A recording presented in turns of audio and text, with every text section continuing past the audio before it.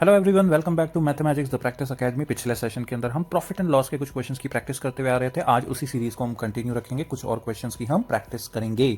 तो पहला क्वेश्चन आज का बहुत ट्रिकी, दिखने में बहुत सिंपल, स्टूडेंट उसको गलत करके आते हैं। क्यों गलत करते हैं देखिए। क्वेश्चन बोलता है अगर मेरी कॉस्ट प्राइस सेलिंग प्राइस की 95% है तो प्रॉफिट कितना होगा? 5%। क्यों? स्टूडेंट क्या बोलेगा, 95% अगर मेरी कॉस्ट है तो मेरा प्रॉफिट जो है वो 5% हो जाएगा। गलत है स्टूडेंट, बिल्कुल गलत है, ऐसे नहीं होगा ये, ठीक है। अब अगर ये ऐसे नहीं होगा तो हमें क्या करना पड़ेगा इसके अंदर, देखिए। अच्छा, अब इस क्वेश्चन के अंदर ना हमको कोई फिगर गिवन नहीं है, सिर्फ एक चीज बोली है उसने कि हमारा जो कॉस्ट है वो 95% ऑफ द सेलिंग प्राइस है। मान लीजिए हमारा सेलिंग प्राइस हम अज्यूम कर लेते हैं 100 रुपए, ठीक है।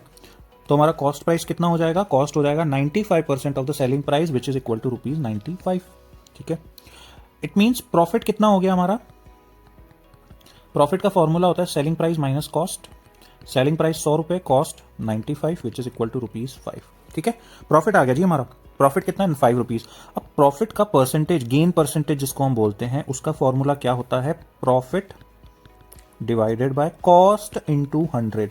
प्रॉफिट परसेंटेज जो होता है वो हमेशा कॉस्ट पे निकलता है, ठीक है। चलिए अब इसको क्या करना है, हमें इसे सॉल्व करना है। प्रॉफिट कितना है मेरे दोस्त? 5 रुपए। कॉस्ट कितनी है? 95 rupees into 100।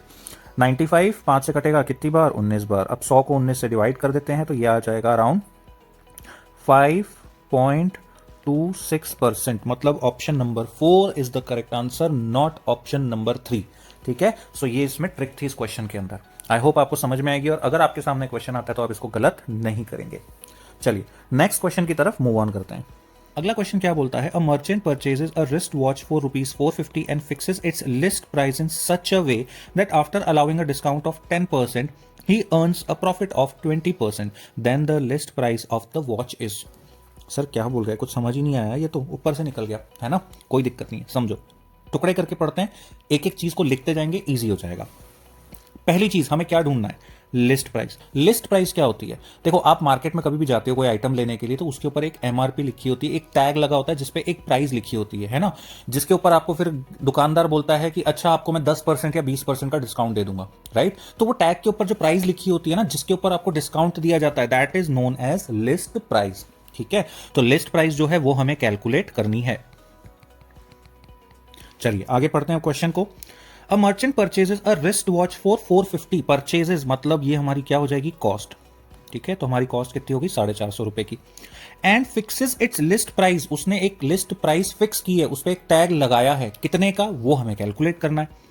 In such a way that after allowing a discount of 10%, अगर ग्राहक उससे डिस्काउंट मांगे तो वो उसे 10% का डिस्काउंट दे और उसके बाद भी उसे 20% का प्रॉफिट हो, ठीक है। 20% का प्रॉफिट हो 10% डिस्काउंट देने के भी बाद, ऐसा हमें लिस्ट प्राइस कैलकुलेट करना है। चलिए अब क्या गिवन है इसके अंदर? हमारा प्रॉफिट कितना है जी?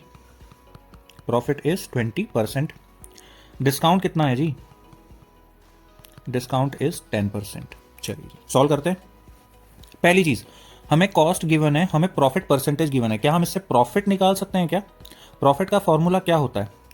कॉस्ट इंटू प्रॉफिट परसेंट, ठीक है, यही होता है। कॉस्ट कितनी है जी? 450। प्रॉफिट परसेंट 20%, कितना हो गया? 90, ठीक है। तो हमारा प्रॉफिट आ गया 90 रुपए का। अब हमारे पास क्या क्या गिवन है? हमारे पास में कॉस्ट गिवन है, डिस्काउंट गिवन है, प्रॉफिट गिवन है। क्या हम उसकी लिस्ट प्राइस निकाल सकते हैं? देखिए, अब लिस्ट प्राइस मैंने आपको क्या बताया, ये एक ऐसी प्राइस है जिसपे डिस्काउंट देने के बाद, जिसपे डिस्काउंट देने के बाद वो किसके बराबर हो? कॉस्ट प्लस प्रॉफिट के बराबर हो। क्यों कॉस्ट प्लस प्रॉफिट? ये हमारी क्या हो जाएगी? Selling price. आप दुकान पे जाते हैं, आपको दिखता है कि 100 रुपए उसके ऊपर लिखा हुआ है। आप दुकानदार से बोलते हैं भैया डिस्काउंट कितना दोगे? वो बोलता है हम 10% डिस्काउंट आपको दे देंगे। तो उसमें से डिस्काउंट करने के बाद 10% आपको कितने में पड़ गया? वो 90 रुपए। तो दुकानदार के लिए ये 90 रुपए क्या हो जाएगा? सेलिंग प्राइस हो जाएगी, ठीक है। तो हमें भी यहां पे क्या करना है? हमारी जो लिस्ट प्राइस होगी उसमें से डिस्काउंट देने के बाद हमारी सेलिंग प्राइस आ जानी चाहिए। सेलिंग प्राइस क्या होती है? कॉस्ट प्लस प्रॉफिट होती है। बस ये लॉजिक आपको यहां लगाना था। जिसने ये लगा लिया उसको ये आंसर एकदम इजी आ जाएगा। अब यहां पे सॉल्व कर लेते हैं। मान लीजिए आपकी लिस्ट प्राइस जो है वो एक्स हो गई, ठीक है। तो इस फॉर्मूले के हिसाब से क्या हो जाएगा? एक्स माइनस 10% ऑफ एक्स, क्योंकि 10% का डिस्काउंट है लिस्ट प्राइस पे, is equal to cost plus profit. Cost कितना है जी?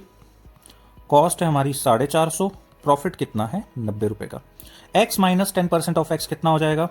0.9x is equal to rupees 540. Therefore, x will be equal to rupees 540 divided by 0.9 which is equal to rupees 600. ठीक है, option number 4 is the correct answer. ये logic था, बस ये वाला जो पॉइंट है ना यहाँ पे, इसको जिसने ध्यान रख लिया वो बहुत इजीली इस क्वेश्चन को सॉल्व कर सकता था। आई होप आपको ये समझ में आया होगा। नहीं आया कमेंट सेक्शन में आप लिख के बता सकते हैं, definitely I will try to explain it in a better way. So I hope आपको ये समझ में आया होगा। Thank you so much for watching. मिलते हैं आपको नेक्स्ट सेशन में।